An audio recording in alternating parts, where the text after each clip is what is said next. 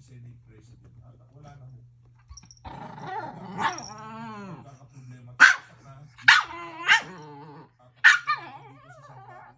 makita natin, malaman natin yung input ng mga dating para malaman natin kung ano bang salubin nila sa mga nangyayari sa ating bayan.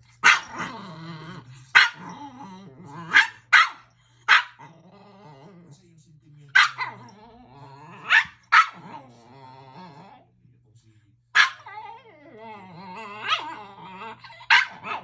hindi mo magiging oral yan kung sundalo na yan, magiging po si Sardado. Nakita nyo naman pagka nagpapaliwanag po si Sardado, talagang emosyonan doon. Kaya ako natin pinapakinggan para at least kahit pa paano magka-glimpse tayo doon sa mga kung anong iniisip ng ating mga men in uniform, yung mga nasa military, mga kapulisan. Kasi ano yan merong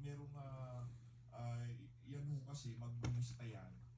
Ano yan, nag-uusap yan, saka yung utak nila talagang para sa bayan. Di kagaya nito